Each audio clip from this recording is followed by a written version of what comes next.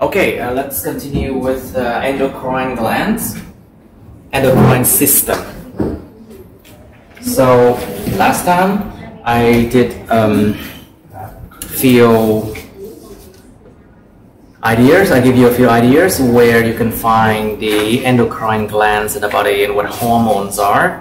Bữa trước nói về những thứ nội tiết rồi nằm đâu và những hormones nó là cái gì. So now we have to go into details, okay? Very details about how they work. Chúng ta phải đi vào những cái chi tiết là chúng hoạt động thế nào nữa nha. So, first thing first. Let's talk about the glands that does not belong to the brain first. Mình hãy nói về những cái tuyến nó không nằm trong não trước đã. So, first of all, let's talk about pancreas.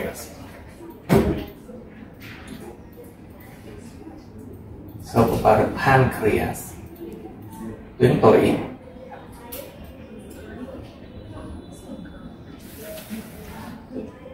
The pancreas, they produces enzymes for digestion, okay? But they also produce hormones too. Cái pancreas nó sản xuất ra rất là nhiều những cái enzyme để mà cho sự tiêu hóa. So basically, they produces digestive enzyme, những enzyme tiêu hóa, digestive enzyme, such as trypsin, chymotrypsin,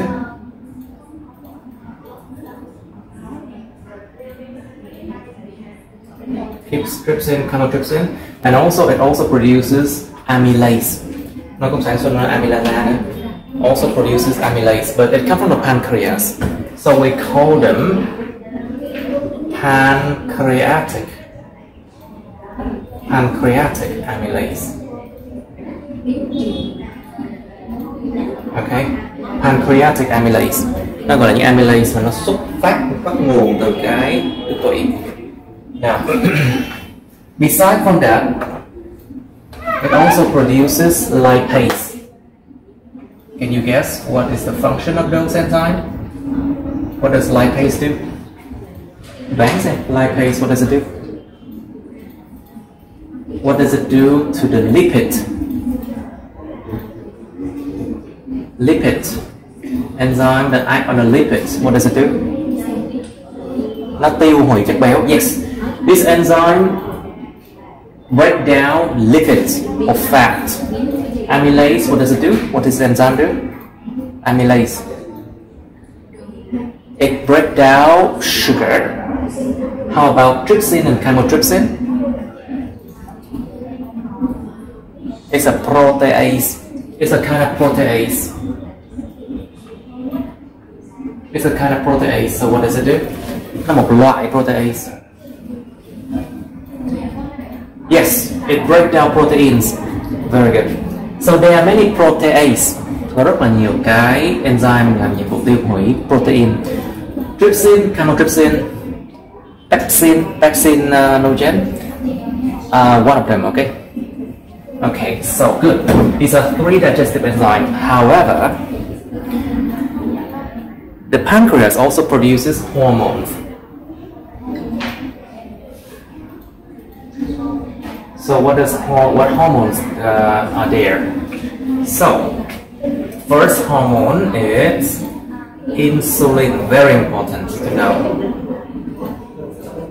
Insulin. The second hormone is glucagon. And the third hormone is somatostatin.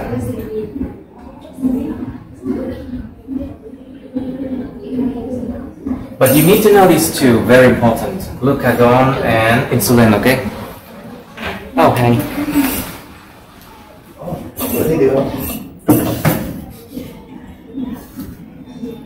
Did you take the IELTS exam? Just the final exam. Oh. That's her English teacher, don't worry about it. Okay. Insulin, glucagon. Hormone insulin secreted, được tiết ra bởi gì? Secreted by beta cells. This is beta cell. Beta cells của pancreas, okay? Được tiết bởi tế bào beta của cái đảo tụy, insulin. So what does insulin do? Nhiệm vụ chính của insulin đó là làm giảm đường huyết và tích mỡ. The main idea behind insulin is that insulin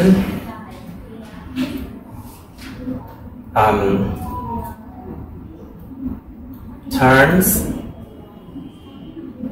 blood glucose into glycogen stored in the liver.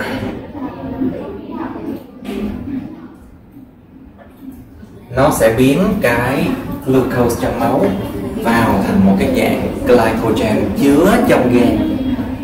Cho nên những người nào ăn nhiều đường, cái gan họ sẽ bự ra, bụng bự ra là do tại vì có ăn nhiều đường quá, nó sẽ hiện ra nhiều glycogen trong gan. So basically, if people get fat, it's probably because they eat too much sugar, or they sit too much, okay? Hoặc là họ ngồi quá nhiều. I have both. Okay. Alright. So they turn blood glucose into glycogen. So this is a kind of fatty. It makes your belly fatter, okay? Now, glucagon. Secreted by alpha cells. Tế bào alpha của đảo tụy sẽ tiết ra glucagon, alpha cells, and of course glucagon does the opposite of insulin. Nó làm một cái nhiệm vụ đối nghịch với lại insulin nha. They turn glycogen in the liver back to more glucose in the blood.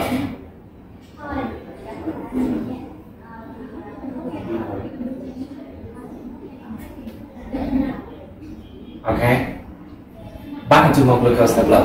Cho nên lúc nào mình đói bụng á, không ăn trong thời gian dài, sáng không ăn, đói bụng, thì cái gan tiết ra nhiều glucagon để nó hủy những cái glycogen trong gan, làm cho mình tạo ra glucose sẽ không có bị tụt đường huyết chết.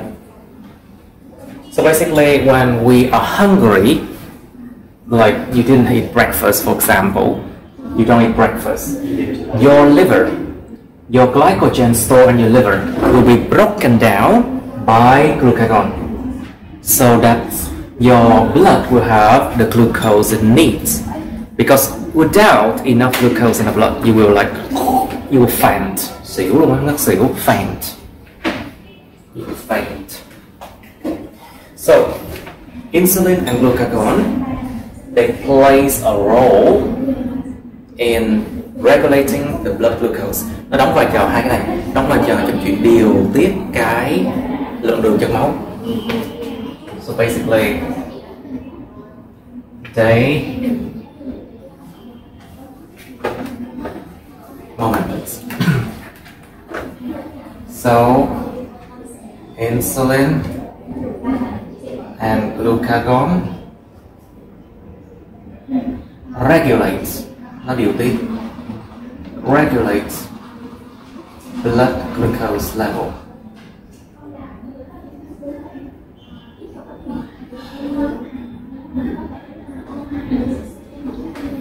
Insulin and glucagon regulates blood glucose level.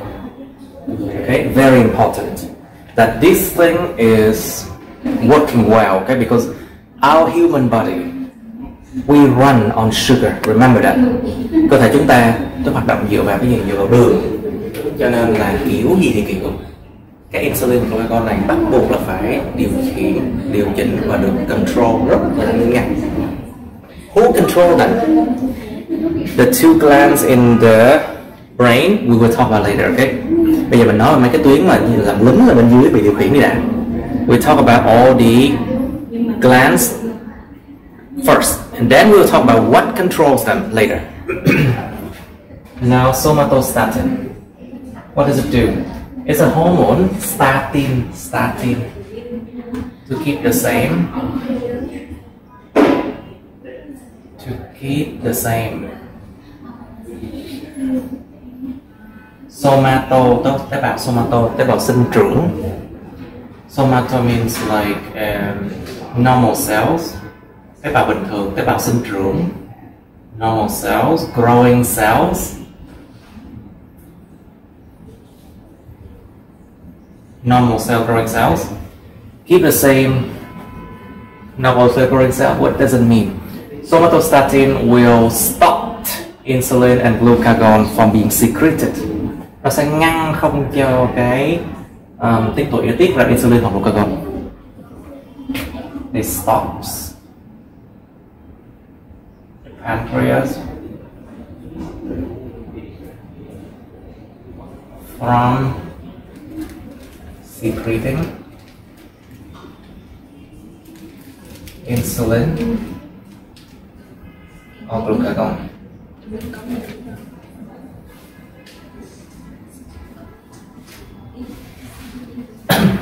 Okay.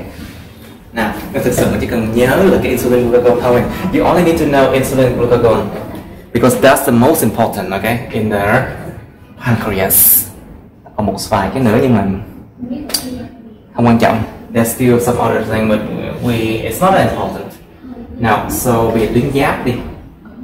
Bữa trước thầy quên nói tuyến giáp nha.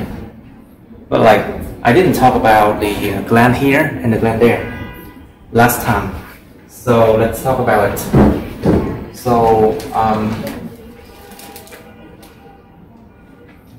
talking about thyroid glands. Thyroid.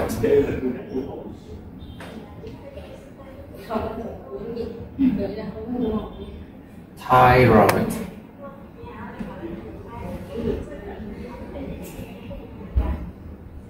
Thyroid.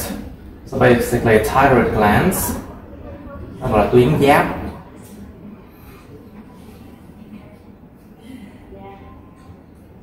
So where can you find it? You can find it here at the neck. Okay, right here. Cái chỗ nó lồi lồi lên nè.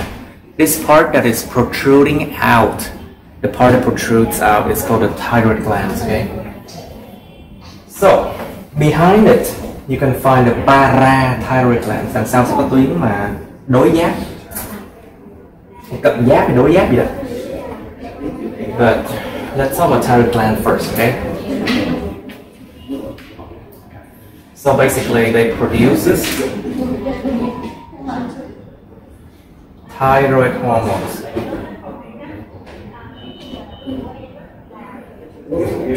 Nó sản sinh ra cái gọi là hormone tuyến giáp, TH, thyroid hormones.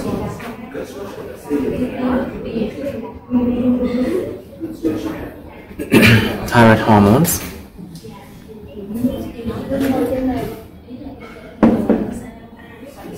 It produces thyroid hormones. And what does thyroid hormones do? It does 4 or 5 functions. Nó có 4 hoặc 5 cái chức năng lận. Em có để ý mấy người mà họ vận động nhiều, họ ra mồ hôi nhiều, họ lúc nào người cũng nóng thường thực không? Với lại lúc nào cũng ốm không? Ốm hơn không? Đó là do cái tuyến giáp của họ hoạt động hơi bị nhiều. So did you notice when people are people who are very active, their thyroid becomes bigger and they sweat a lot, ra mồ hôi nhiều. Their body is always very hot and they are very thin as well. Họ rất là thin, rất là gầy ốm. Well, it's because of thyroid hormones. A lot of thyroid hormones. What does it do? Thyroid hormones, they increases heat production. Gia tăng sản xuất nhiệt nha. It increases heat production. Gia tăng sản xuất nhiệt độ, sản xuất nhiệt, đốt cháy mỡ. Increases heat productions, and of course, how do they do that? Turns on, they burn fat. They burn fat, or we call them lipolysis, I think. They just burn fat. in the body. The third thing here is, even though they burn fat, but they also burn proteins as well. So it breaks down proteins, which is not a good thing because you don't want to look so thin, right? Không muốn nhìn quá mà gọi là thin. Burn fat and proteins in the body.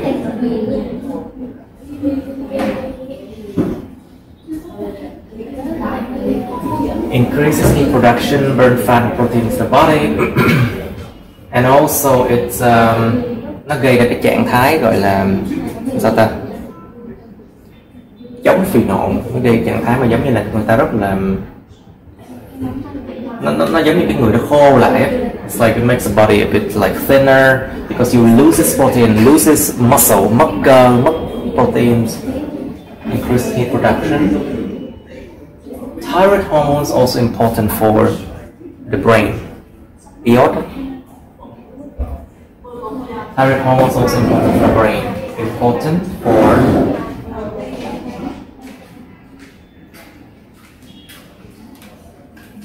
normal development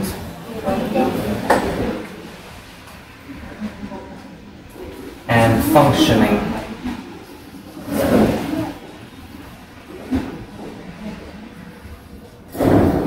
of their brain.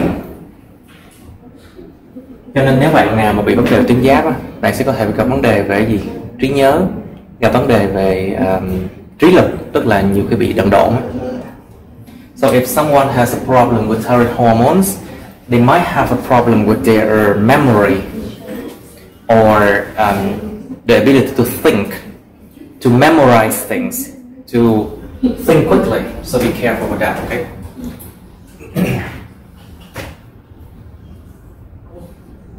Thinking and memorizing and memory.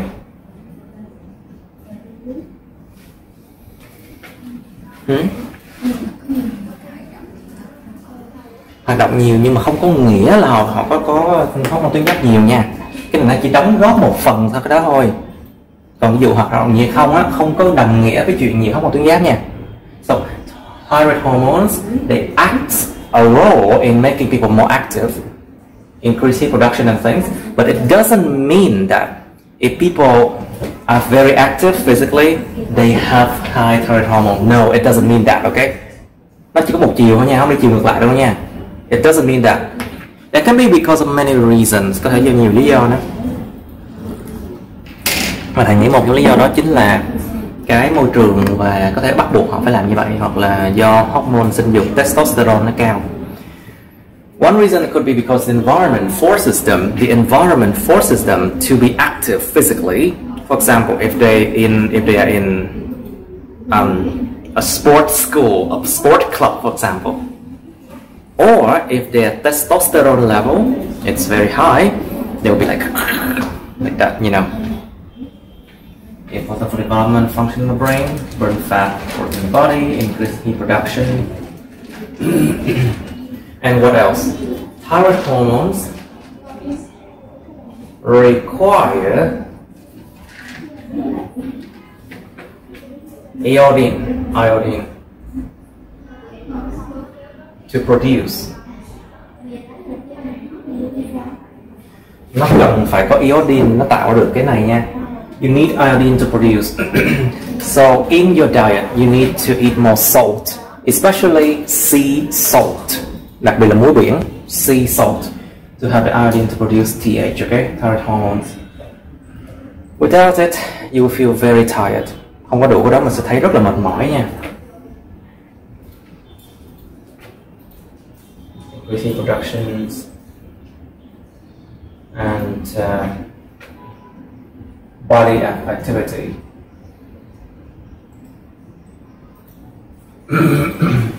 Without it, you will feel very tired. Không có đủ muối, người ta nói là ăn không đủ muối. Without enough thyroid hormones, you will feel very tired, and you don't want to do many things because of that. Careful. And also, you can gain fat too. For có thể bị tích mỡ nữa, gain fat because you didn't burn fat here. Có thể nha, muối gì? Muối biển, có iốt, muối iốt đấy. So it can make you fat if you don't eat enough like sea salt. Sea salt contains sodium iodide. Nó chứa natri iodide. Sodium iodide is in the sea salt.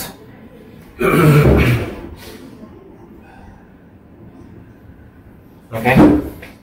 Now, but most of these salt these days, many products on the market now, they have iodine in there already. Nhiều sản phẩm bán thị trường mình đã có iốt sẵn rồi. So I don't think it's a big problem now. It used to be a problem, especially in remote areas. Những cái khu vực hẻo lánh á, sẽ bị cái vấn đề nhiều hơn. They have this problem a lot. Now, so thyroid hormones. So let's just say tiredness or fatigue. Những ngầm cuối nha. Tiredness and fatigue can occur if insufficient.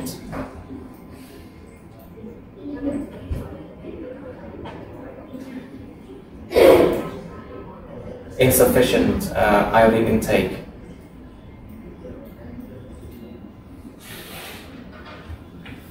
Sự siêu mệt mỏi, sự kiệt sức có thể diễn ra nếu mà cái lượng lấy vào iodine nó không đủ. If insufficient iodine intake occur. Okay. Now, so that's about thyroid. We have another gland that is called parathyroid glands.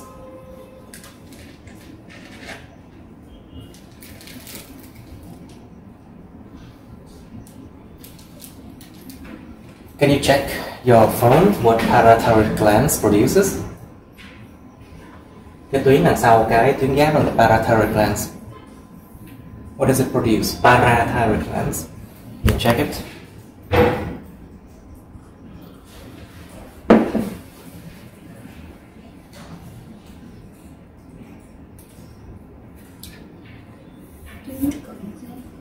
Tuyến cận giáp, what does it produce?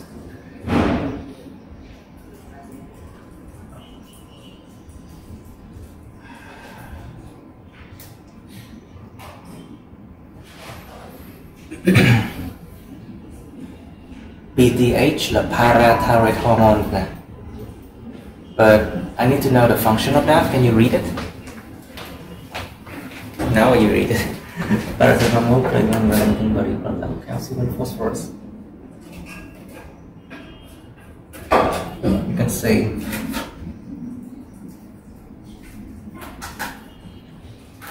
So parathyroid glands, thank you.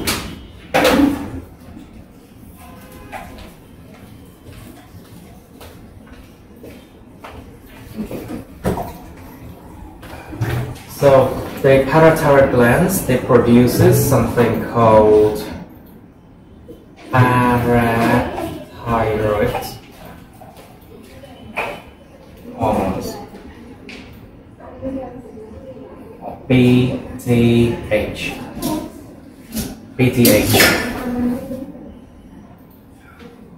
So what does it do? It plays a role in calcium regulation. Nó sẽ đóng một cái vai trò cho cái sự mà điều hòa cái canxi trong máu. Okay, can you check the word calcitonin? Can you check this one? Why does it produce calcitonin?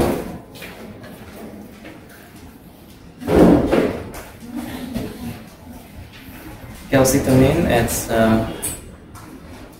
ngăn ngừa quá trình tiêu hồi xương. Nè, tác dụng đối lập hormone thận giáp nè. So calcitonin is produced by what?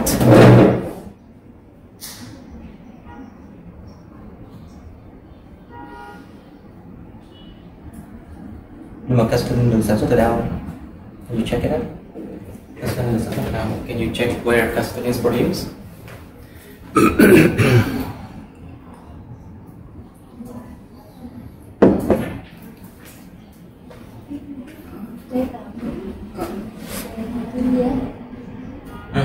Cận đang xem tin nhé. Well, basically, thyroid glands and parathyroid glands are very near to each other, okay? Hai cái này thực sự rất là gần nhau luôn á. And sometimes their function, they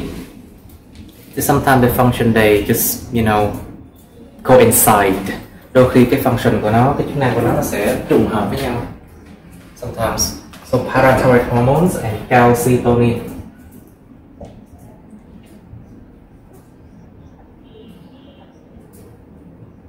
Calcitonin. Parathyroid hormones and calcitonin. Parathyroid hormone thì là nó làm gì? Nó chuyển cái canxi trong máu đi vô xương, chuyển canxi trong xương ra máu chứ. Còn calcitonin thì là nó làm điều ngược lại. Đó là nó biến cái canxi trong máu vào trong xương để xây dựng xương. Hai này ngược nhau nha. The two is the opposite. So calcitonin, what does it do? They bring calcium from blood into bones. Okay. Nó đem canxi từ trong máu đi vào xương để mà nó xây dựng xương, chống quá trình loãng xương, hủy xương. It brings calcium from blood into bones,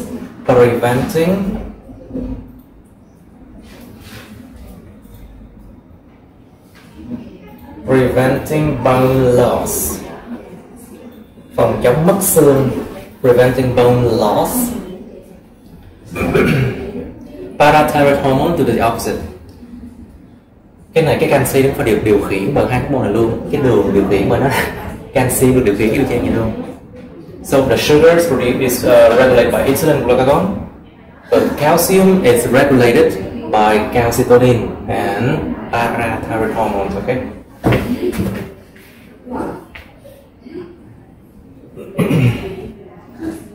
Brings calcium and phosphate. Phosphate là cái PO4 trừ. Phosphate is a PO4 3 minus something. Bring calcium and phosphate in bones and kidney.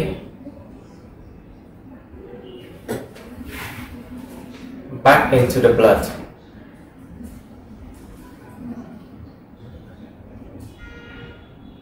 So of course, the PTH, parathyroid hormones, they break down bones. Nó sẽ làm nhiệm vụ phá hủy bớt xương, nó làm nhiệm vụ ngược lại với cái calcitonin này. It does the opposite function of the calcitonin. This is how it's regulated, okay? Đây là cách mà nó được điều khiển, được gọi là điều hòa, okay? So calcitonin and parathyroid hormones regulates PTH and calcitonin regulates. Oh, sorry, there are two things. Regulate blood calcium level. Nó điều tiết cái mức độ canxi trong máu. Well, sometimes it does. Sometimes you do need to break it down. Ví dụ như trong quá trình phát triển đi, đôi khi chúng ta cũng ngoài cái chuyện xây dựng ra, chúng ta phải phá bớt đi hoặc là một vài cái. Sometimes in the development we don't just need to build up, but sometimes we need to break down something too. Ví dụ như em liên tưởng bây giờ nếu mà nó xây dựng quá nhiều mà nó xây sai đi là nó còn ác ôn nữa. Xây dựng mà sai chỗ, canxi nó tích tụ ở sai chỗ nữa, còn ác ôn nữa. Lúc đó thì nó sẽ gây ra đau đớn, xảy ra những cái giống như mạch nó bị tắc chẳng hạn, something like that. Like if calcium build up in the bones in a wrong way, it could produces a lot of consequences. You don't want your vessels to be stuck. You don't want the bone to be built in the wrong way. So that's why you need something to break it down too, you know. Cần cái gì đó để mà hủy nó đi. Nói chung có xây dựng phải có phá hủy. It's like if you build it, you need something to break it down. Okay.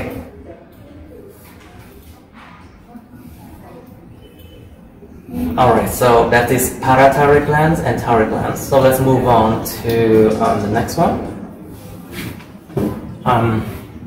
Bên trên hai cái quả thận nó có hai cái tuyến, đó chính là tuyến thượng thận. Above the kidney,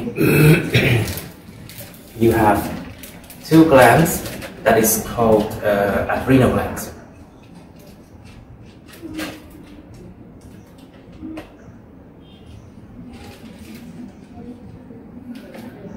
So two adrenal glands, okay? Hai cái tuyến thượng thận này, two adrenal glands. Nó gọi là tuyến trên thận hay là gì ta? Thượng thận.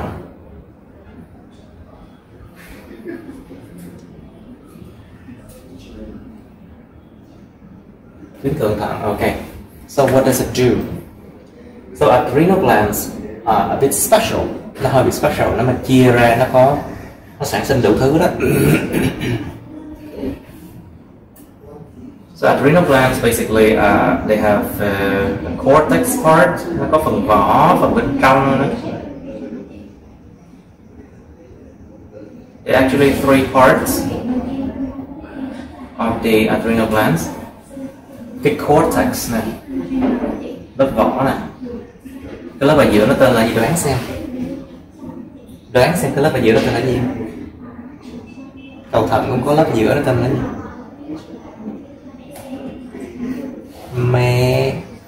Medulla. Yeah.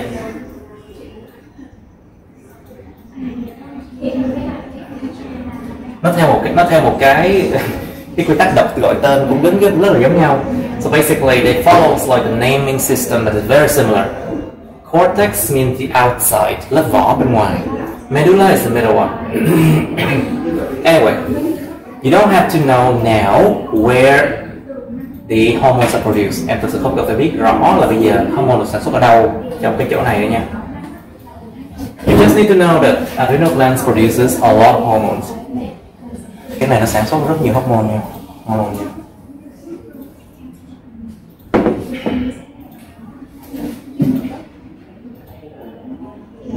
This one produces,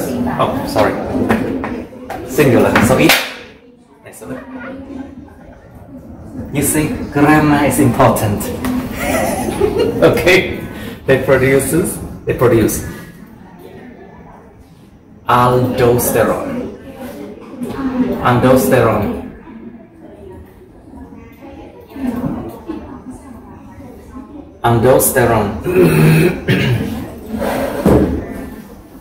Which is called mineralocorticoid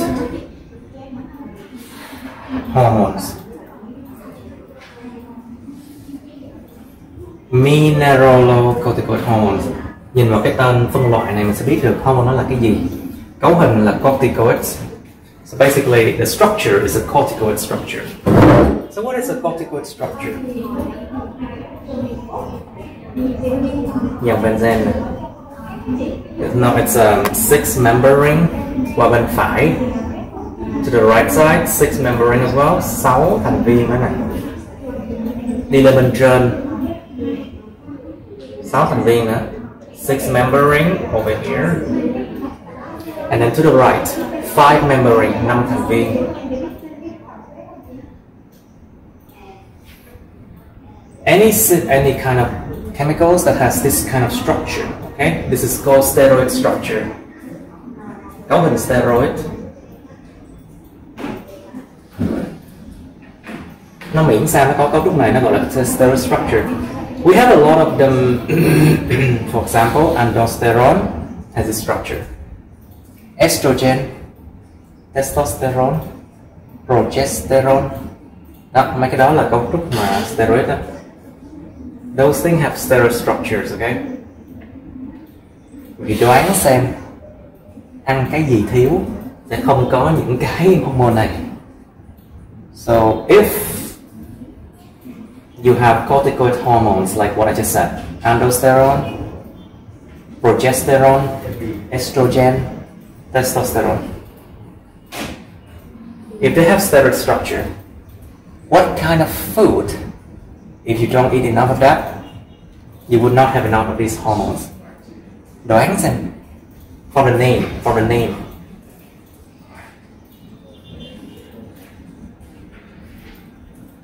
Đó chính là thức ăn có nhiều dầu mỡ, có chứa cholesterol.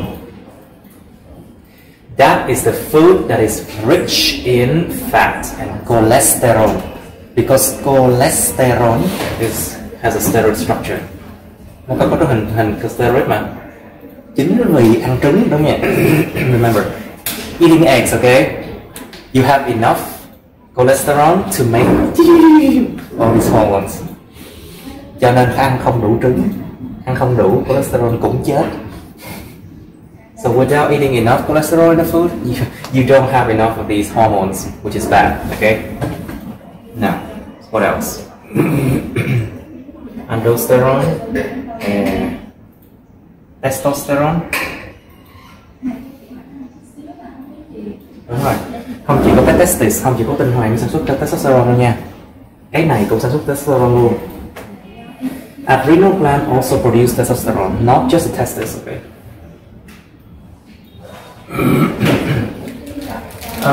Next one is adrenaline. Adrenaline, or we also call them epinephrine.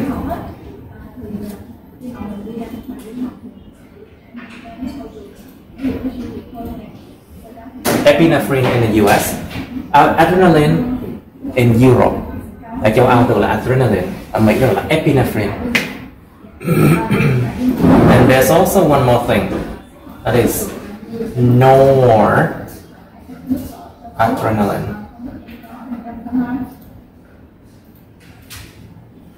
Or in the US, we call them norepinephrine.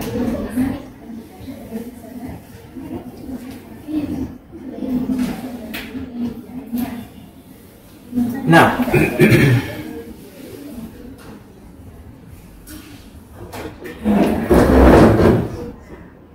so testosterone is of course responsible for sexual characteristic. Đương nhiên testosterone nó chịu trách nhiệm cho những cái tính chất liên quan đến sex, đến giới tính. But let's first talk about aldosterone, okay? What time is it? Okay, 48, 10:48. Okay, so aldosterone causes salt retention, salt and water retention in the kidney.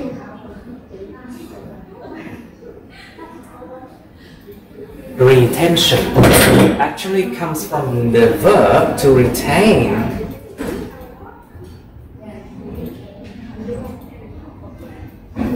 Tức là giữ lại. Giữ lại, to retain something. Thì retention là sự giữ lại muối và nước trong thận. They retain salt and water in the kidney, okay? Salt means what?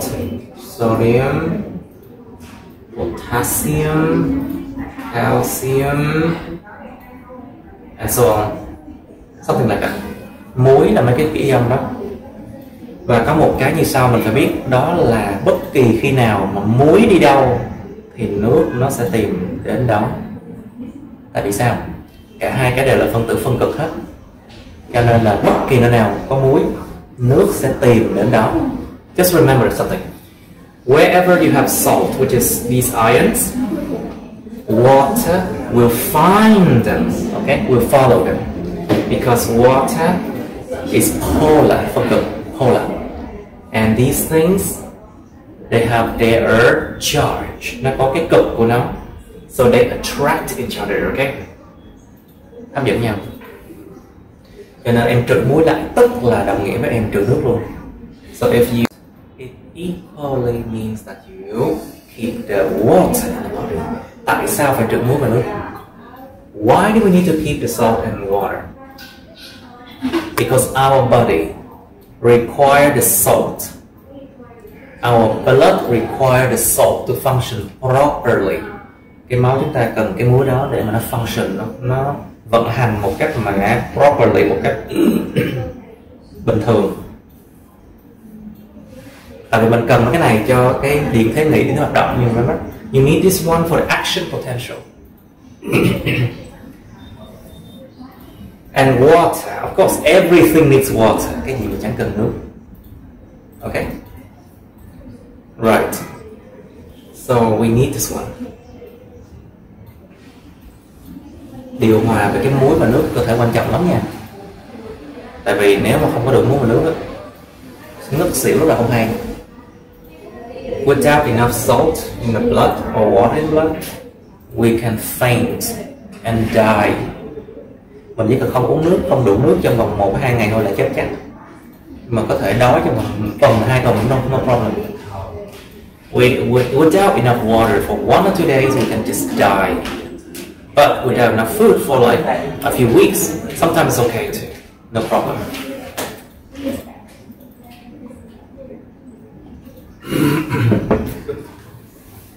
Now, let's come to testosterone, shall we? So, adrenal glands also produce testosterone. So, what does it do? It's a male sex hormone.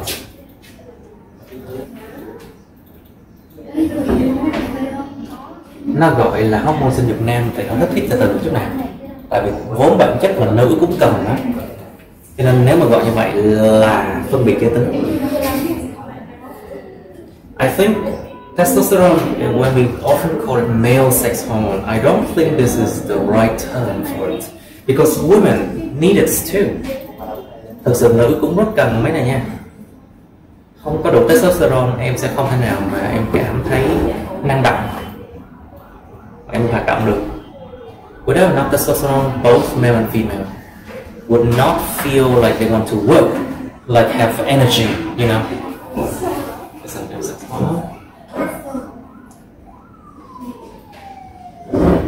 It is responsible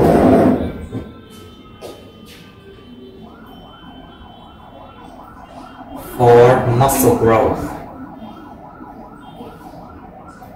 What is that? Is that the ambulance or is it the police? Oh, police. Sometimes I'm confused. What is the ambulance and police sounds differences? You know, nhiều lúc không hiểu là sự khác biệt giữa tiếng cứu hỏa và cảnh sát khác nhau gì. It is responsible for muscle growth. Okay, nó chịu trách nhiệm cho cái sự mà sinh trưởng của cơ bắp, muscle growth. Cho nên nếu không có đủ testosterone thì lúc đó cơ thể nó gì nó bèo nhiều lắm, mỡ không. So without enough testosterone, the body will be very fatty. You will not have much muscle at all. You're weak. Muscle growth. Usefulness as well. Nó chịu trách nhiệm với cái chuyện làm con người ta trẻ trung đó nha. Cho nên những người nào mà từ 30 trở đi á, là nghĩ mỗi năm mất 2% testosterone. Cho nên là mỗi 2%, mỗi năm như vậy tích mỡ. Cho nên càng là 36, 30 trở về sau càng khó giảm cân là như vậy á. Tại vì cái hormone testosterone này nó gây ra hoạt động, gây ra sự trẻ trung, gây ra hủy mỡ này nọ. Cho nên thiếu nó là mệt mỏi, là nhìn người nó bèo nhiều như gì á. So basically testosterone is responsible for muscle growth, youthfulness, fat loss, mất mỡ nè, fat loss and muscle growth. Okay, so for anyone, doesn't matter male or female. Okay, không cần biết nam hay nữ, but male mostly every year from the age of 30, they lost 2% of their testosterone level. Just every year go down like that. So it's very easy for males to become fat after the age of 30. Rất dễ mập luôn á. And it's also very difficult to lose weight if your testosterone level is very low. Testosterone thấp cực kỳ khó mà giảm cân. Em dùng cái thử cách mấy nữa. Well, you asked me why males are affected much more by this one. A lot of males after 30, they are very fatty, yes. First thing is because testosterone is more important for males and female. But it doesn't mean that female doesn't need it, okay? Cái testosterone nó quan trọng hơn nhiều cho nam so với cho nữ. Nhưng mà không có nghĩa là nữ không cần nha. Well, it plays a more important role for males than females. So if testosterone level is going down, males are affected much more than women than females. Tại vì đối với nam á, testosterone á, nó có đóng một cái vai trò quan trọng hơn nhiều với sức khỏe so với nữ. Cho nên là khi testosterone một năm giảm 2%, nhiều nam bị dính. Sorry. Nhưng đối với nam cái testosterone rất là quan trọng. Cho nên nếu nó bị ảnh hưởng là em bị dính ghê lắm luôn á. Even though both testes and adrenal gland produce testosterone, yes, it's true. In male, you have much more testosterone than in female, yes. But in males, whenever anything happens to your testosterone, you will feel it. Ở nam do là cái lượng testosterone nó cao thì đồng ý, nhưng mà bất kỳ cái gì nó ảnh hưởng đến testosterone của em cảm thấy ngay lập tức, dinh dưỡng ngay lập tức. Sáng dậy ví dụ như là cảm thấy mệt mỏi, cảm thấy không muốn làm, mất năng lượng, tích mỡ, trầm cảm là do testosterone ảnh hưởng. Basically, for males, testosterone is incredibly important.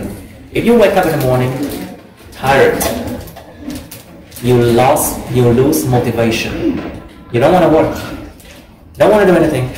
You feel depressed, cảm thấy bị trầm cảm. And you feel like you are gaining fat. That's because of your testosterone going down.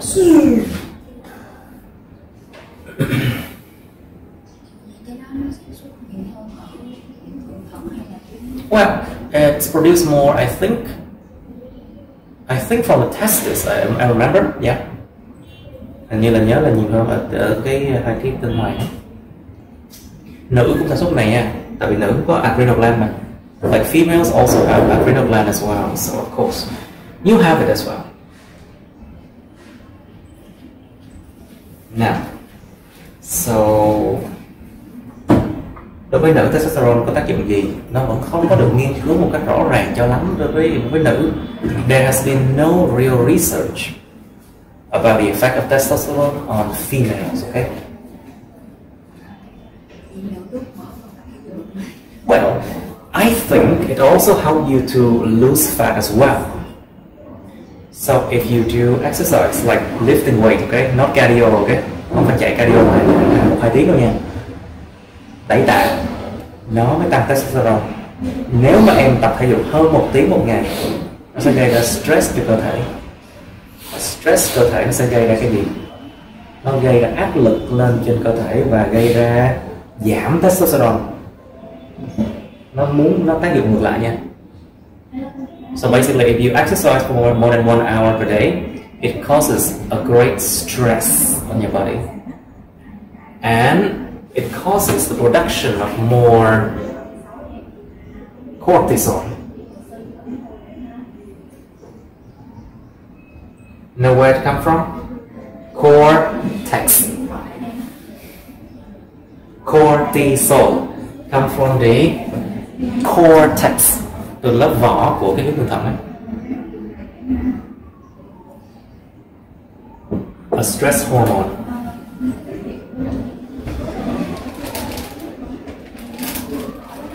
Một thế giới Được thế giới rất mới mẻ. Tôi nghĩ là a whole new world. Okay, now so let's talk about cortisol now. As I said, it's a stress hormone, okay? Nó là hormone được sinh ra khi cơ thể bị stress. Thì cái tác dụng của nó là gì? So what does cortisol do?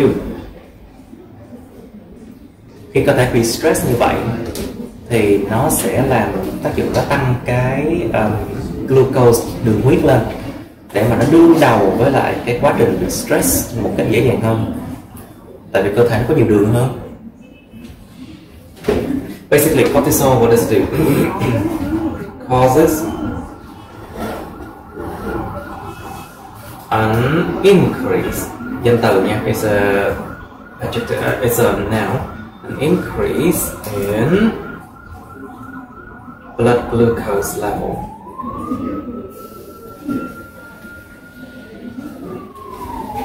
Nó làm đủ mọi cách để mà nó tăng cái lượng glucose trong máu bằng bất kỳ cách nào. Like everything it can to increase blood glucose level by either breaking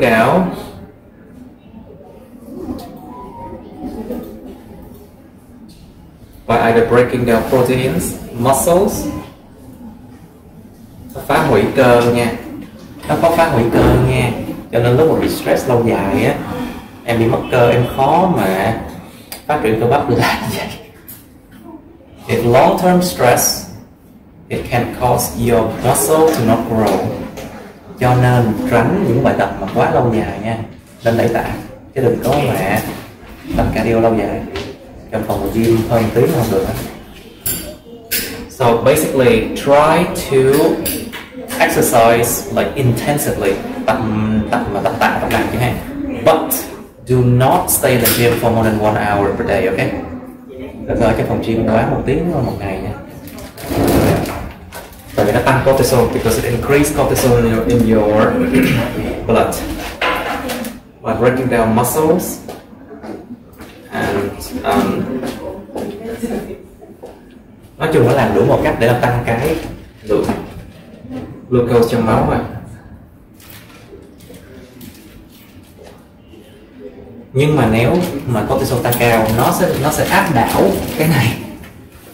If the cortisol is increasing too much, it causes testosterone to go down, and as a result, if you're stressed out, you look terrible. Nếu mà em bị stress cái mặt nó nhìn nó gớm lắm luôn, tại vì nó giảm testosterone. Ông có trẻ nhìn nó gớm lắm luôn á, không chỉ nổi mụn mà còn rất gớm.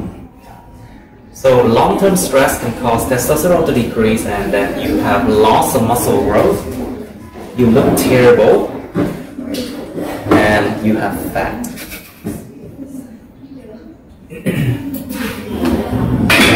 And fat gain, okay? Cho nên là stress là một cái kẻ thù rất nguy hiểm cho cái diện mạo đẹp đẽ của con người. So basically, stress is very important, very bad for your appearance. Okay. Now, let's talk about these two. These two are very related in nature. Hai cái này nó rất là giống nhau về cấu trúc và cái chức năng luôn. They are responsible for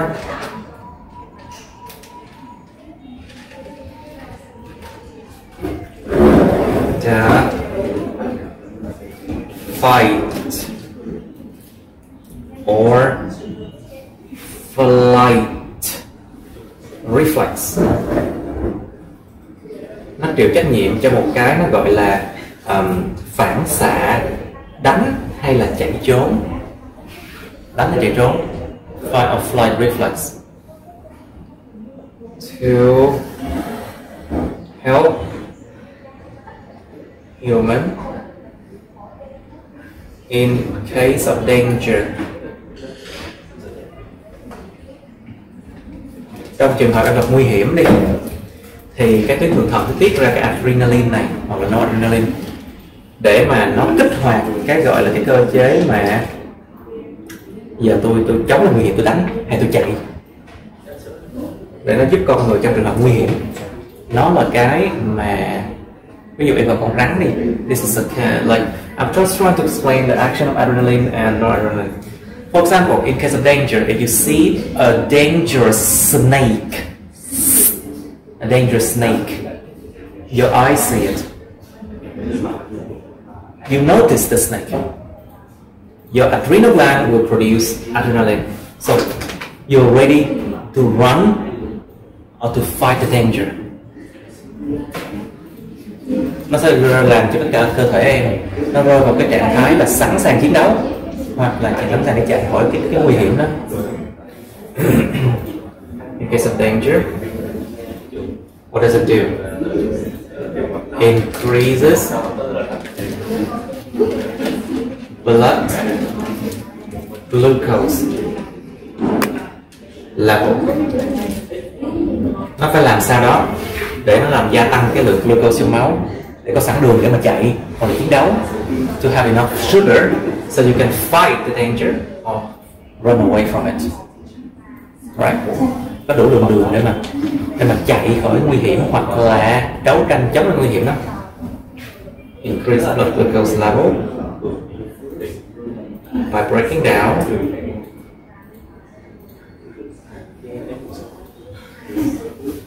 fat and muscles. Nó phá hủy cái béo mà cái glycogen á, glycogen á. It's basically break down fat, which is the glycogen in the liver, and muscle as well. Nó phá hai cái đó, kiểu gì nó sẽ sinh ra được glucose trong máu tăng lên. Breaking those things, it will probably cause the increase in blood glucose level. You have enough glucose, you can flight or you can fight. Đủ lượng đường có thể là tôi chạy hoặc là tôi ở lại tôi quánh, đấu tranh rất là nguy hiểm. Ok.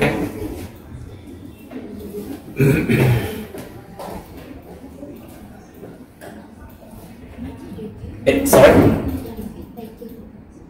Nó sẽ làm cho con người ta rơi vào cái trạng thái mà cực kỳ tỉnh táo. It will also causes increase alertness. Nó gia tăng cái sự mà alertness, sẵn sàng, tỉnh táo, sẵn sàng chiến đấu. Increase alertness. So your hands, your arm, your legs are ready to run or to fight. Okay. Cái lúc mà ví dụ như em bị ai đó hù sau lưng không biết, là lúc đó tự nhiên á, trong một vài giây thôi, cái tuyến thượng thận em nó tiết ra adrenaline ngay lập tức luôn, và em cảm thấy cái người nóng bừng lên không? Đó chính là những tác dụng của adrenaline. Nó tăng đường huyết, nó tăng cái sự mà alertness. Phá hủy chất béo mà trong cả muscle, nó sẽ làm gia tăng thân nhiệt nữa.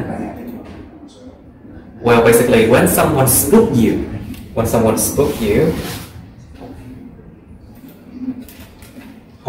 when someone spook you, immediately after a few seconds, your adrenal glands produces adrenaline and noradrenaline. You feel like your body is getting hot, right?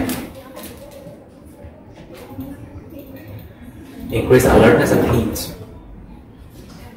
And you feel like you tỉnh ngủ liền. You feel like you don't feel like sleepy at all now because you're very alert. Bây giờ rất là alert luôn. And you're ready to đứa nào. And then you just basically go around and see where's the danger. Cái nguy hiểm nằm đâu vậy? You have enough blood glucose. Có đủ lượng blood glucose. Nhưng đừng có lạm dụng cái này. But don't abuse it. If someone spook you for many times, you're used to it. Nếu ai đã hù em nhiều lần, tự nhiên em quen, nó không tác dụng gì hết. If someone spook you for many times, your body is used to it. Your body will not produce enough of these two anymore. Thật sự là bị hù á, thì theo lý thuyết là có thể là sẽ ốm bớt đi. If someone spoke you, theoretically you can lose fat, yes. But it's not a right way, okay? Không phải một cách tốt để mà lose fat. Okay, that's a lot.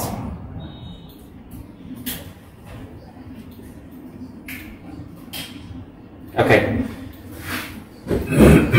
I think that's 5 rồi nhé. 5 cái đúng rồi, thầy nhớ đúng là có 5 cái. I remember it's 5. Okay, so adrenal glands. We should go to testis and ovary now. Hai cái cuối rồi. Yeah, they're the last one. And then we go to pituitary glands and hypophysis. Hai cái ovary và testis rồi mới lên mấy cái nào điều khiển cái đó. Okay.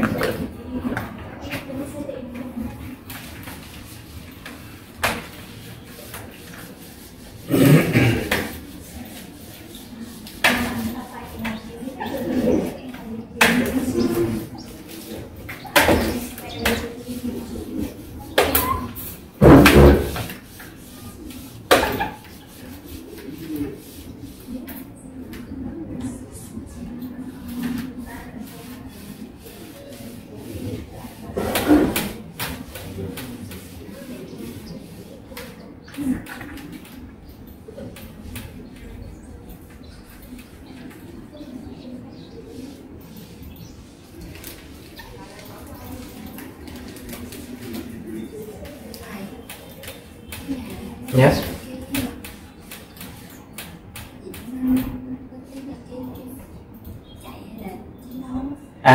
Adrenal glands produces adrenaline. Chạy không là do tại vì cơ thể nó muốn hay không ấy. It basically adrenal gland produces adrenaline and no adrenaline, so the body is ready to fight or to run. It just ready the body, okay? Whether the body want to run or fight is up to the nervous system. Tùy vào hệ thần kinh để nó quyết định là có chạy hay là quánh lại. Giờ tôi chuẩn bị lên chuyện chạy không là chuyện khác. Now, let's talk about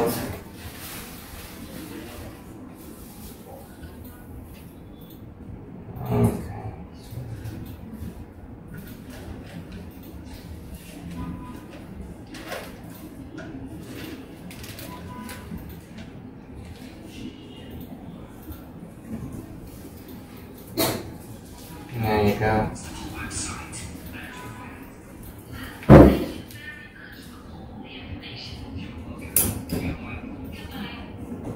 Alright, so we have this one as well.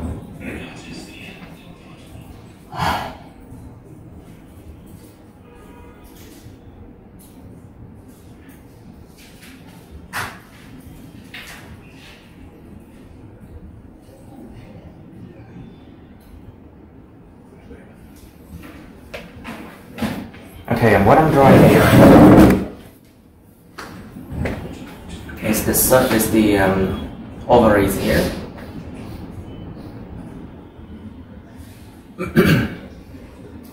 And ovarian tube.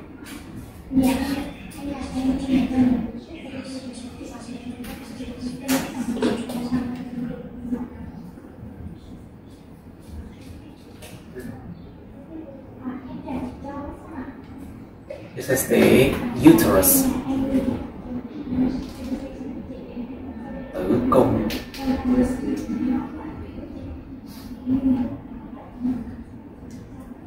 And this is the cervix. Cổ tử cung.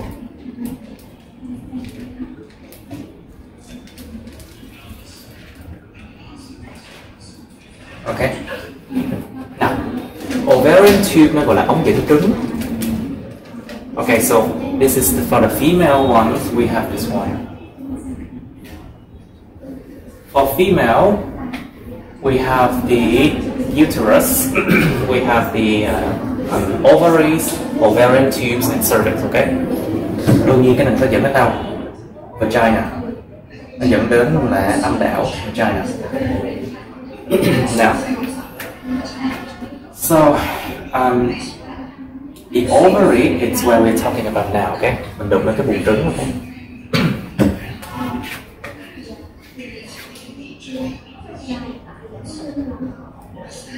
Ovary, or you can say plural ovaries. Tại có hai cái mà, we have two ovaries. Ovaries in female produces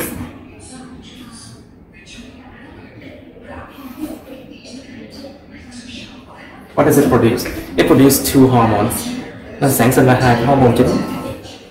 Produces, first thing is estrogen. Estrogen. Or we can call them estrogen like this. Okay? And the second one, progesterone.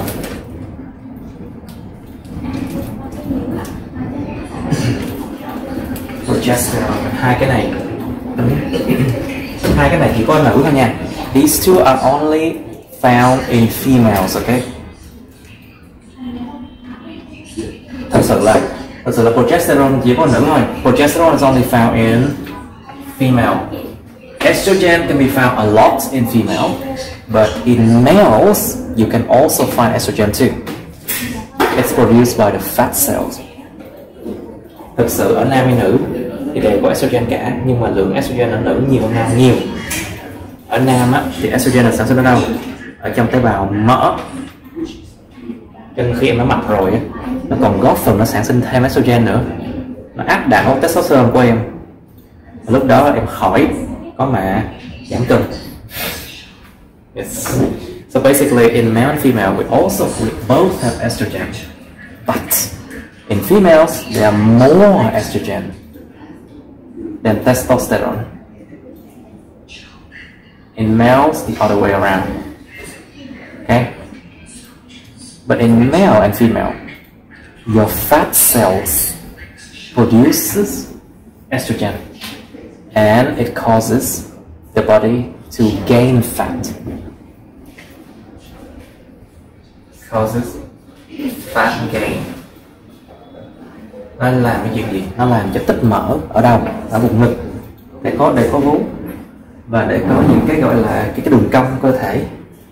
So basically, fat gain is actually quite good for women because why? And female characteristic, những cái phẩm chất mà của nữ giới.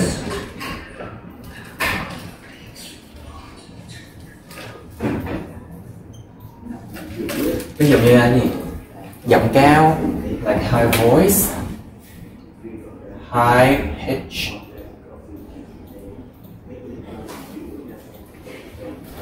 voice, breast, ngực này, breast, high pitch voice, breast, curves, các đường cong cơ thể, curves, something like that. Tóc nữa nha, cũng cần cho tóc đẹp nữa nha. Like for high pitch voice, breast curve hair, you know. Và nữ có testosterone nhiều nó sẽ đẹp da đấy. Curves, skin and hair.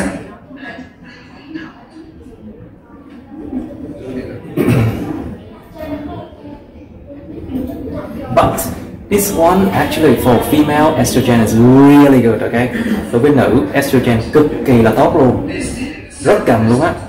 Nhưng mà đối với nam là một thảm họa. But for males, estrogen is actually bad.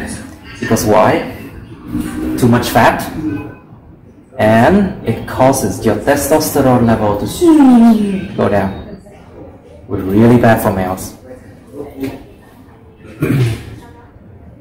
Ở những phụ nữ mà tuổi mãn kinh á, estrogen họ nó giảm xuống, cho nên là cái da dẻ nó giống như nó trùng xuống, và nó nhìn rất là ác ôn, nhìn rất là già, nhìn rất là gớm, và đang bị loãng xương. sức khỏe đi xuống khi em là nữ. So for females, we definitely need a lot of estrogen, okay? So after menopause,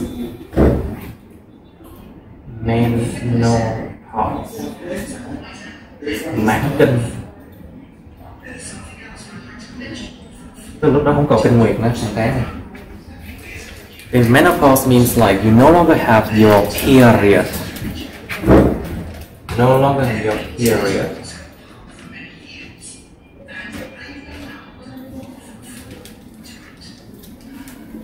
Không còn kinh nguyệt nữa.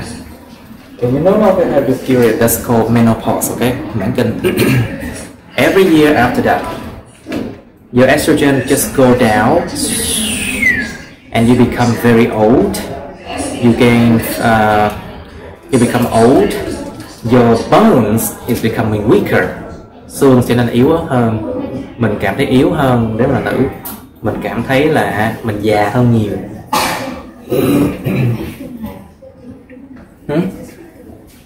Phát trứng là chính xác. So when we have menopause, no more eggs, okay? We cannot have children after that. Không có con được nữa. And also, okay, now let's talk about progesterone now. It's responsible for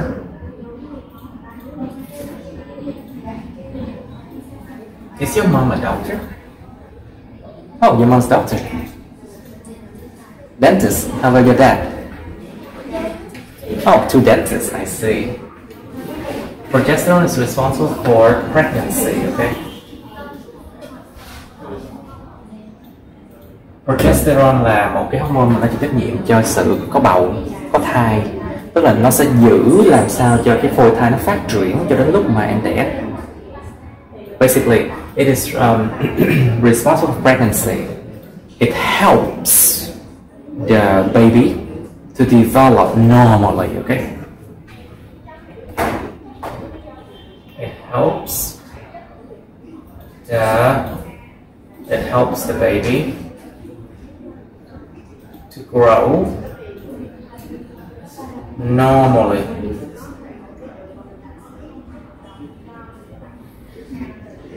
In the mother's womb. I forgot how to say that word, womb. Trong cái bụng người mẹ, in the mother's womb.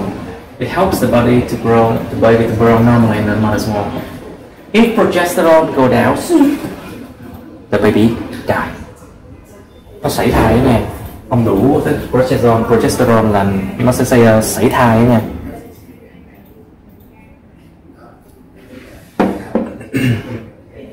Okay. Now that's progesterone, okay? Now, okay. I should talk about, okay, these are the two main hormones. Of course, the ovary also produces eggs too. Đương nhiên buồng trứng phải sản sinh ra trứng. And every month, I think I should talk about period as well. And female.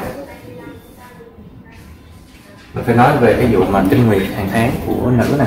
Thì nó sẽ ảnh hưởng cái nồng độ hormone như thế nào nữa nha. So basically, let's think of it this way.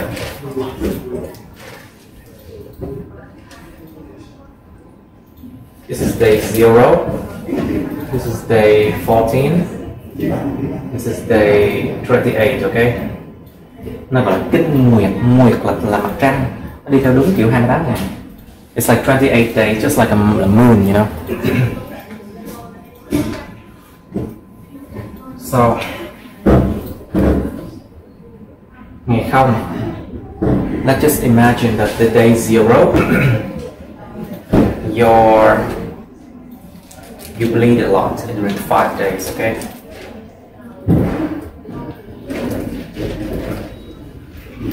Từ ngày 1 ngày 5 là ngày chảy máu. Of course, day 0 to day 5, bleeding occur.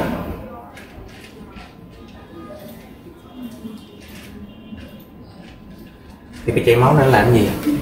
Cái bề mặt của cái tử cung á nó bị xé toạc ra và máu chảy ra từ sau qua đường vagina. So basically the lining, cái lớp mà lining của cái này nè, the lining of the uterus is break down and then you bleed through the vagina. On those days, the level of estrogen is very low. Mấy cái ngày đó, cái mức độ của estrogen nó thấp lắm luôn á. This is hormone level. Okay. On those days, estrogen level is very low. Okay.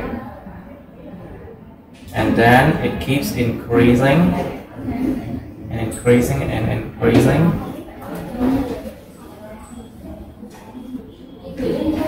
This is estrogen level, okay?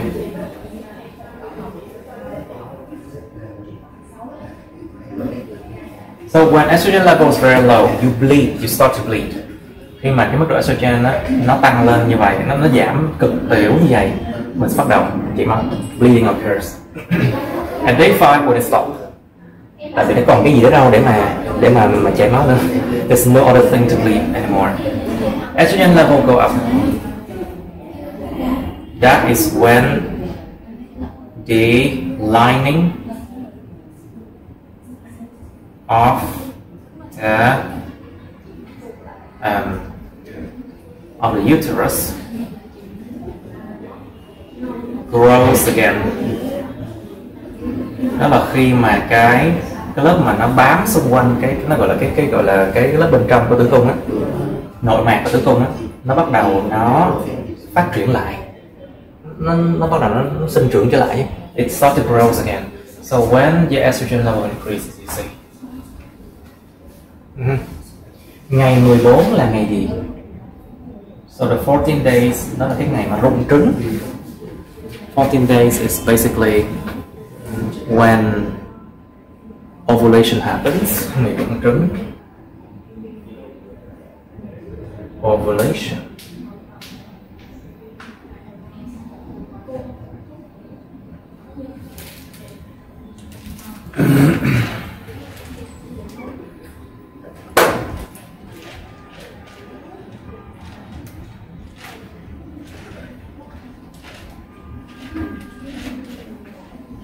Ngày rụng trứng, so ovulation happens.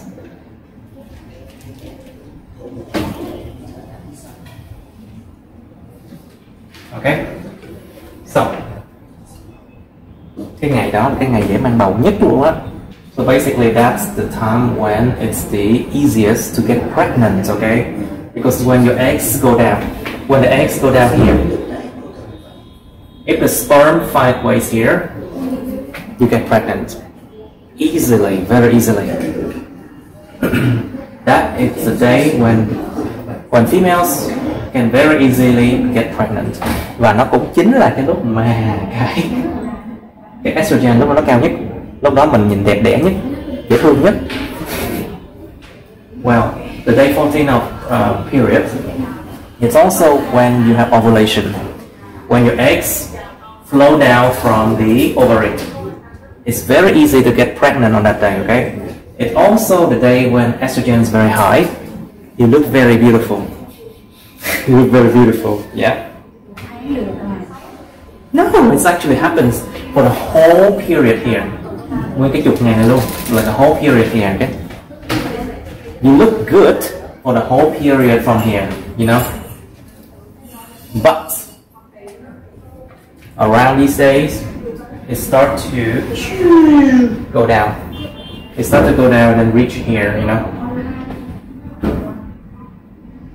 Of course, when you start to bleed, that is when your estrogen is very low. You look absolutely horrible. Cái ngày mình estrogen nó thấp nhất, lúc đó là mình nhìn như con zombie. Và ai đội vô đây là biết. And basically, don't mess with the girls in her periods. Now, that is just estrogen, okay? Yeah. Keep going. Okay. Now, so that's just estrogen, okay? Như cái vụ có bầu thì well, about pregnancy will later, okay? You don't need to know it now, okay? But just have to know something. During pregnancy, progesterone is very high. Chỉ cần nhớ liệu thôi. Trong lúc có bầu, progesterone sẽ rất là cao rồi nó giữ cho cái vụ mà có bầu nó có tiếp diễn đến khi nào đẻ thôi. Okay, that's it.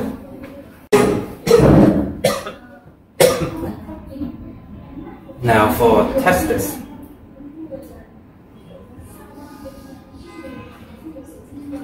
Testes or testes. Số nhiều số ít thôi mà. Số ít số nhiều like singular plural. Of course there are two testes in males.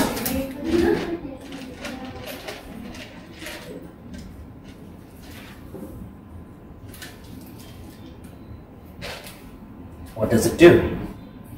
What time is it? Okay, 11:30. The testis in males, what does it do? It produces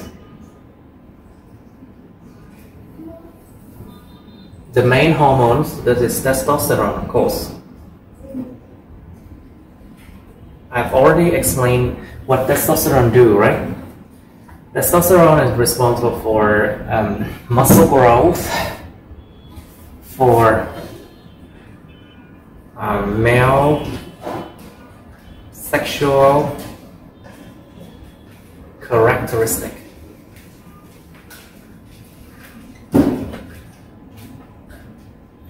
Nó gọi là những tính trạng sinh dục thường của nam đó. Male sexual characteristics, like for example what? Low voice, cái giọng mà nó có cái tần số thấp, nó gọi là giọng trầm á. Low pitch voice. Muscles, nhiều cơ bắp. Muscles, what else? Hair, like body hair. Các loại lông cơ thể, lông tóc cơ thể, body hair. And development of the penis. Phát triển dương vật. Development of the penis. Something like that. No. And also it's responsible for things I mentioned before. For youthfulness, cái sự mà trẻ trung. Lean body, cơ thể mà nạc không mà chứ không phải nạc là mỡ. Thịt nạc không phải thịt mỡ. Lean body, youthfulness, something like that. And energy. Không có đủ cái testosterone thì anh ta cảm thấy rất là kiệt sức luôn á. Energy. Without enough testosterone, you feel fatigue, tired. So, I think I have talked a lot about these hormones. We should go on to the things that can control those glands now. Bây giờ mình phải nói về những cái tuyến mà nó ảnh hưởng đến những cái glands này. Mainly two things.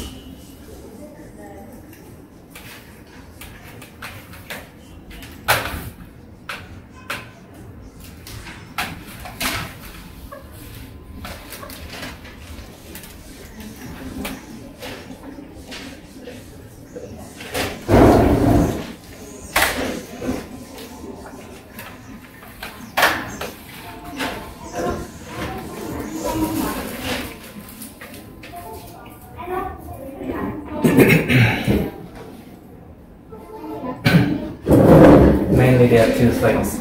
So in the middle of the head, ngay giữa đầu luôn, we have the pituitary glands, and basically in the middle of the head we have the pituitary glands, and on top of that you have something called hypophysis. Sorry, a hypothalamus.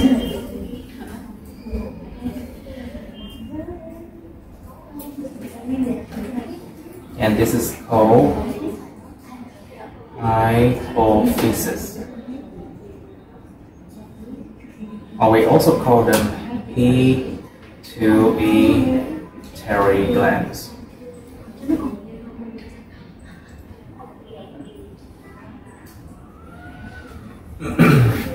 Tôi coi là tuyến yên đây nè, tuyến yên nè, này còn tuyến là dưới đồi nè. Okay, that's basically in the middle of the head. Okay. Now, so hypothalamus, it produces what?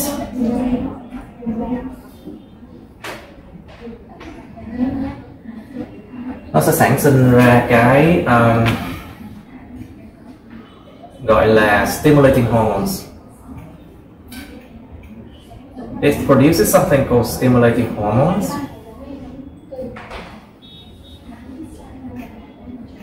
which acts on the pituitary gland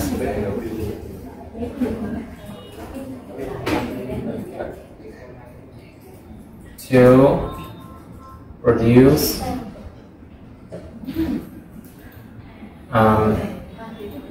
corresponding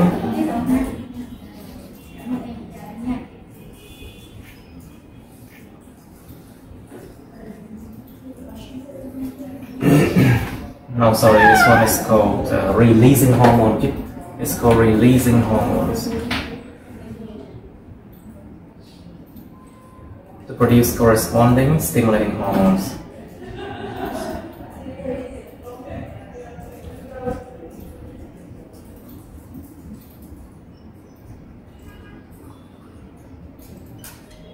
Nào, cái tuyến dưới đồi hypothalamus này nó sản sinh ra những cái gọi là RH, releasing hormones, which act on the pituitary glands to produce corresponding stimulating hormones.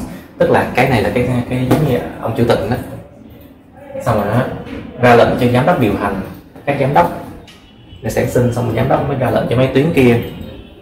It's like the chairman or the big boss. They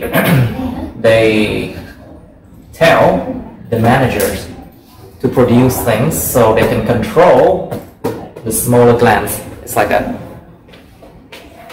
Like for example,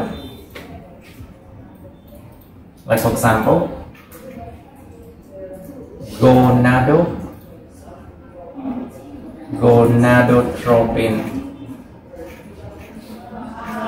releasing hormones.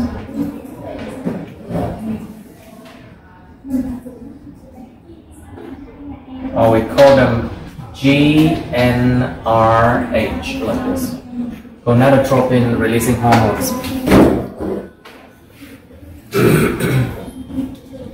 It basically, what does it do? It causes the hypophysis to produce what? Follicle stimulating hormones.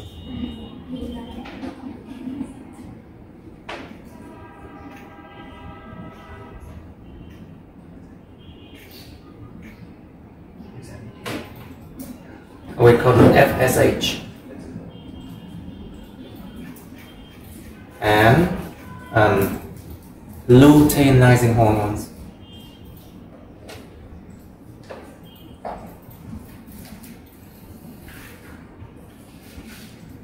LH. Ok. Nói chung là nó sản xuất cái này và nó chạy xuống bên dưới, thì cái bên dưới pituitary gland nó mới sản xuất ra hai này. So basically, if hypothalamus produce gonadotropin releasing hormones, it tells the pituitary glands to produce FSH and LH. And where does it act? It acts on the follicles. Cái nang, follicle là cái nang trứng hay nang của con người ấy. Kích thích cái nang. Follicle stimulating hormones acts on ovary luteinizing hormone as well. Okay, LH acts on Leydig cells, I think. Acts on testis.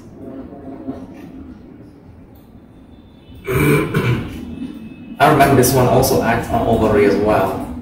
But LH acts on testis to produce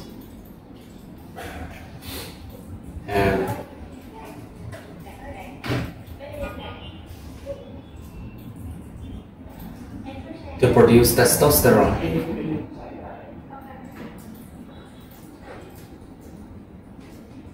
And this one acts on ovary to produces estrogen.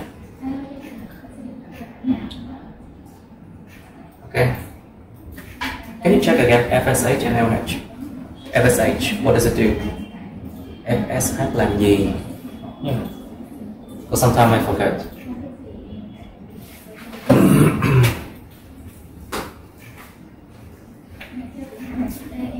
Dạ, rất tiền. Your money. Is that your money?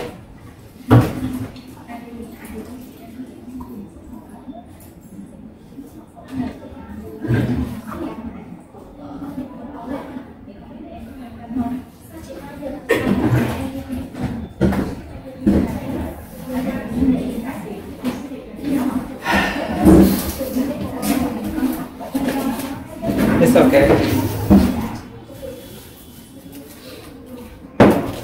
At least you have money to spread everywhere. Ít nhất cũng có tiền để mà lan rộng khắp nơi, tỏ thương yêu thương. Anyway, now so what does FSH act on? Thì nó tức là để tạo cái gì? Let me see. Okay. Okay. Nhưng mà nó tức cái gì? I forgot what FSH causes. Anyway, but FSH, I remember, it acts on ovary to produce estrogens, and LH acts on testis to produce testosterone.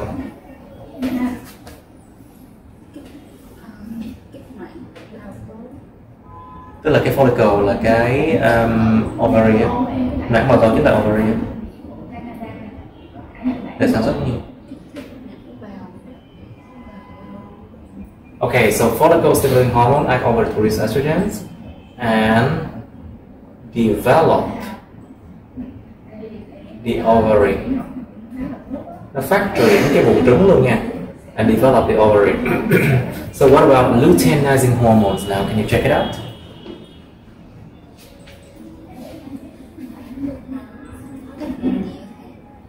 Yeah, LH.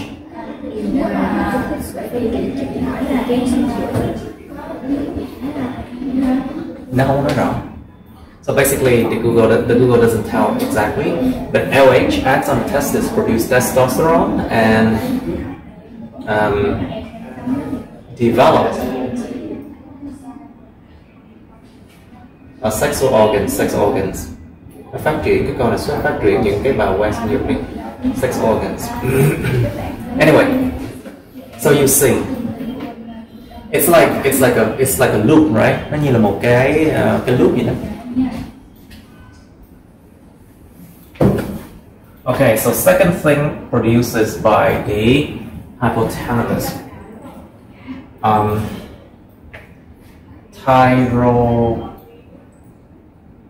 Thyrotropin releasing hormones.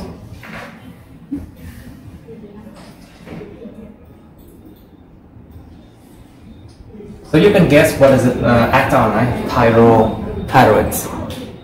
So TRH acts on the thyroid glands, right? No, actually it's act on here, pituitary glands. Nó sẽ act lên cái tiếng Yên này, nó sản sinh ra cái gì? So thyrotropin releasing hormones will act on pituitary glands. So they produce thyroid stimulating hormones. TSH. And of course, TSH will act on thyroid glands.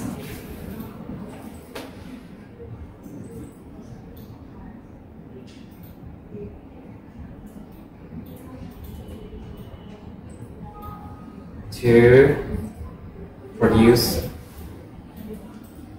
thyroid hormones.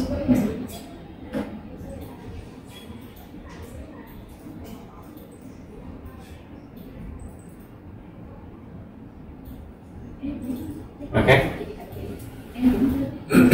Nó giống như là ra lệnh, trên ra lệnh xuống dưới, dưới manager rồi ra lệnh tiếp cho đám lính. It's like the big manager, it's like the big boss, release stimulating hormones, releasing hormones, RH, that tells the manager to produce stimulating hormones, and the manager tells the glands to produce the hormone itself, right? Như một cái hệ thống như là đa cấp vậy. It's like a system of many levels. Now, so we have other things as well.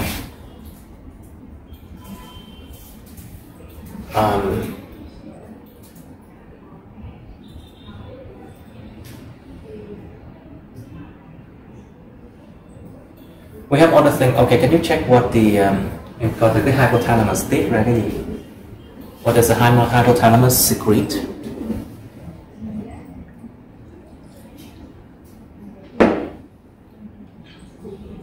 Hypothalamus tiết ra gì?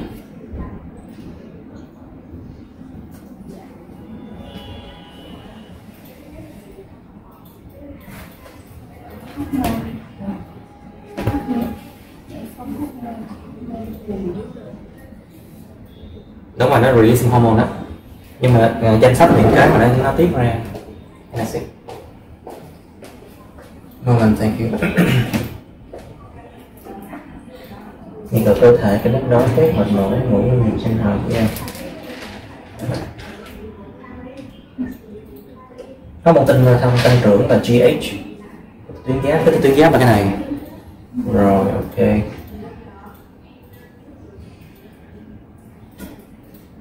Okay, let's check it out. Like hypothalamus secrete. Nói chung là nên coi mấy cái bằng tiếng Anh nha. Yeah. Hypothalamus secrete là TRH nè, GnRH nè, growth hormone releasing hormone nè, corticotropin releasing hormone nè. Can you tell me what it is? Growth hormone releasing hormones.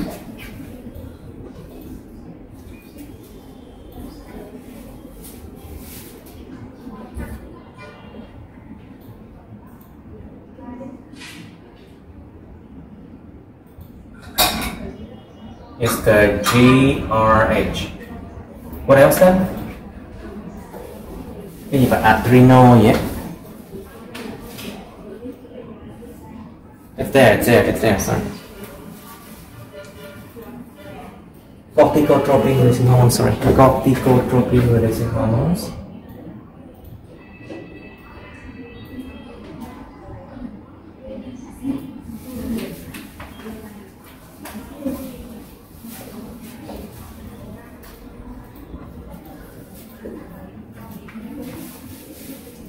I don't remember the name of that, but it acts on, cortex of the adrenal glands. Nó sẽ đánh vô cái gọi là cái vùng mà cái vỏ của cái adrenal glands. But here, okay, let's now say number 3, okay? Growth hormone releasing hormones will causes the pituitary glands to secrete growth hormones, hormone sinh trưởng.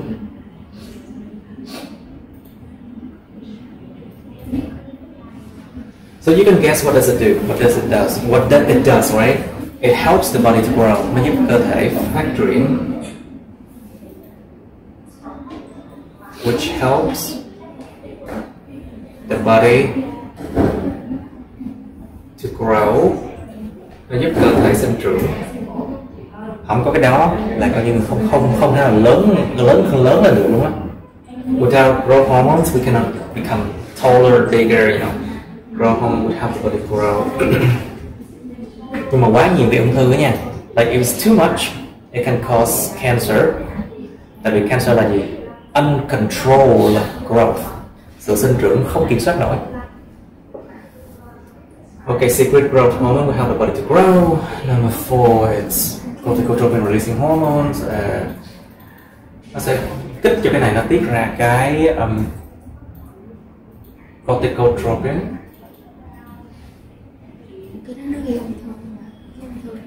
Quá nhiều thì nó sẽ gây ra cho tế bào, cái tế bào cơ thể nó sinh trưởng quá nhiều quá mức không kiểm soát nổi, tế bào ung thư. Nguy hiểm chứ, cho đất ơi. Of course. Lành với lại ác tính nha. Thì có thể nếu mình lành thì là mình hên, còn nếu ác tính thì mình xui. Well, I was explaining, if you have too much growth hormones, it can cause the body cells to proliferate or to reproduce a lot to the point that you cannot control anymore. That is called cancer.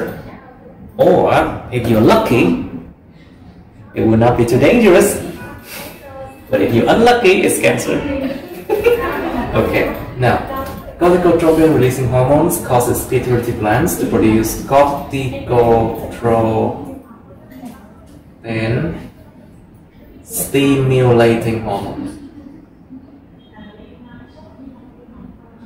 Okay? And of course this one will act on adrenal glands. Nó sẽ cắm lên trên cái adrenal gland để làm cái gì? What does it do? Can you check? Corticotropin releasing stimulating hormones. Nhiệm vụ của nó. Acts on adrenal glands to do what? Sorry?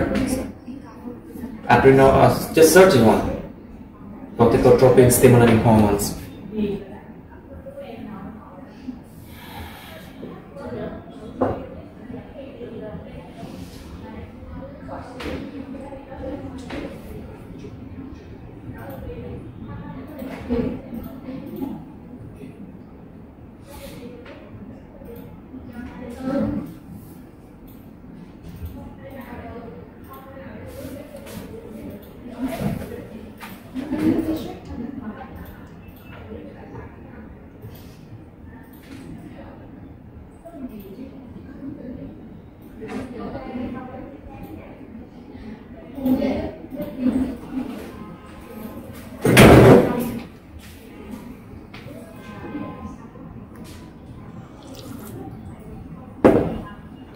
Yes. Now let's see now.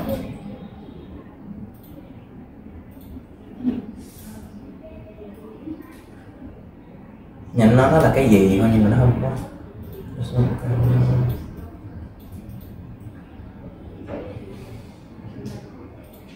Stress, respond to stress. I think I got it. Đương nhiên là tại vì cái name, cái tên của nó. So basically this is related to the cortex of the adrenal glands, you know, so it produces cortisol. Thầy muốn check lại thôi. I just want to check. The name cortical is related to cortisol, a stress hormone. Nó sản sinh ra cái stress hormone. Cho nên là cái này là những hormone liên quan đến quá trình mà căng thẳng, stress. So these are related to stress hormones, stress.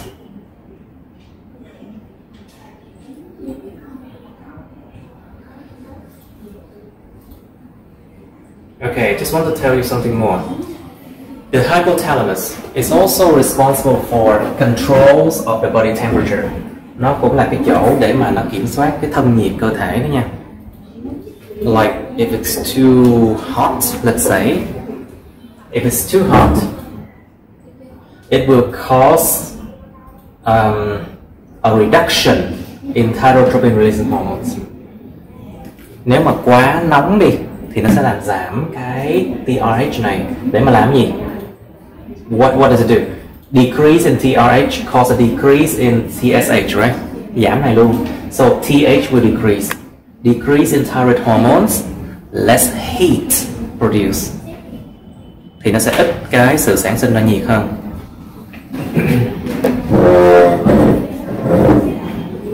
And there are other things here. Nó còn nhiều cái nữa. We have prolactin and other things like that, but I don't really think that those are important, right? Anyway, we need to go to negative and positive feedback now. Positive and negative feedback. Nó có một cái nó gọi là quá trình mà hồi đáp tích cực, hồi đáp tiêu cực. So let's just say when it's ví dụ nha. So let's say when eating occur, khi mà có quá trình ăn uống diễn ra đi, when eating occurs, so what would happen? Nó sẽ gây ra cho blood glucose tăng, đúng không? Blood glucose increases. So what would happen? It causes the pancreas secrete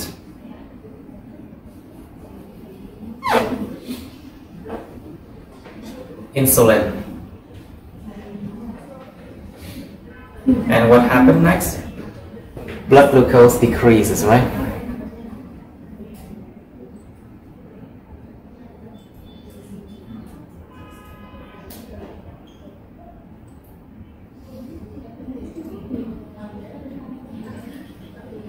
Thì cái này nó gọi là cái gì?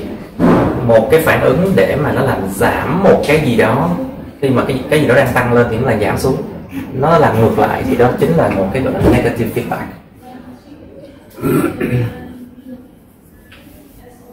So basically, blood glucose increases is actually caused the hypothalamus to secrete or releasing hormones that act on the pituitary glands.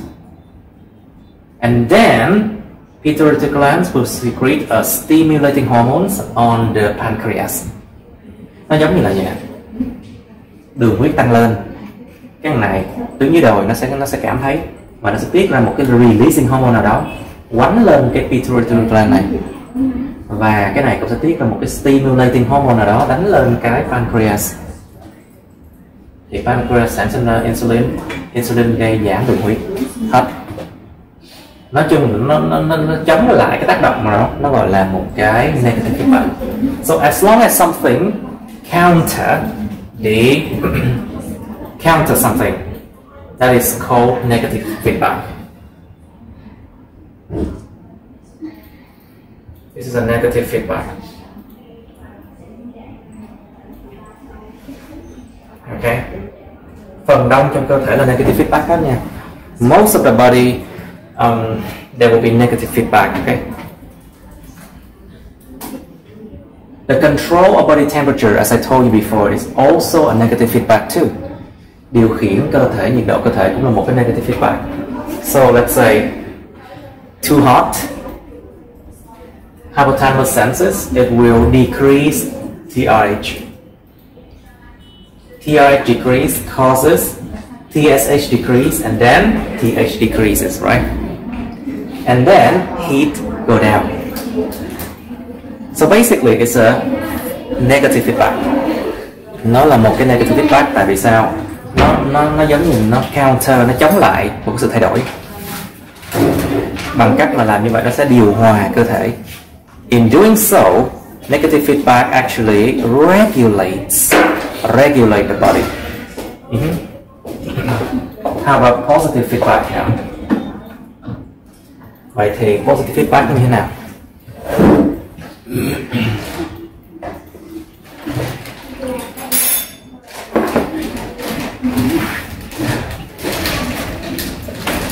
Well, let's think about it this way.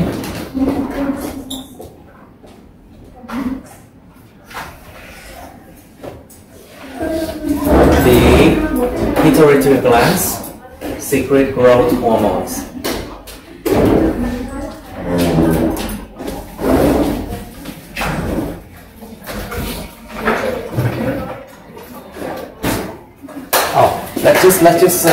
Let's just be here, okay? If blood glucose decreases, it can causes the pancreas secrete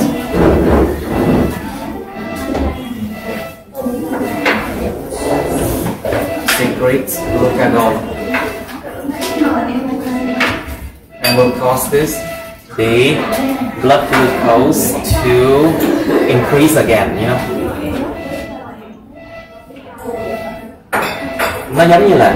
Nó giống như là tăng thì phải tìm cách để giảm, còn giảm thì tìm cách nó tăng. Vậy nó là một cái gọi là negative feedback, you know.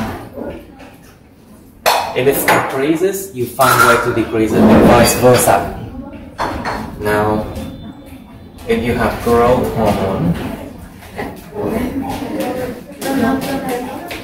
it causes muscle growth.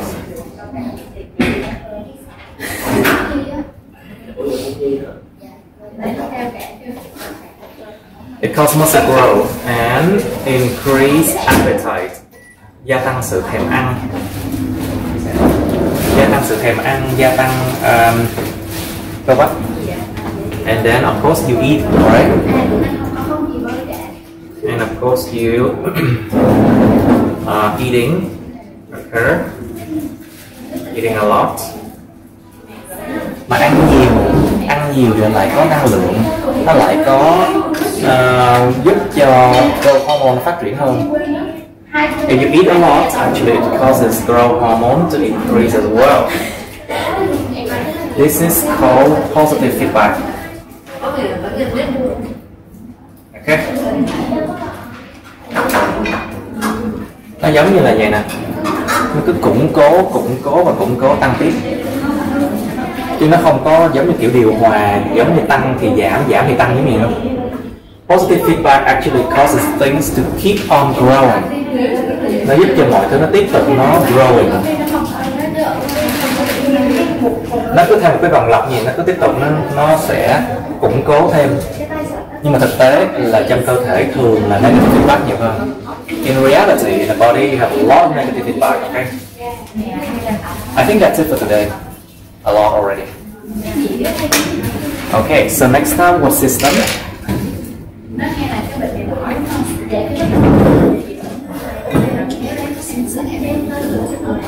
Reproductive? Okay, that's the end of my videos.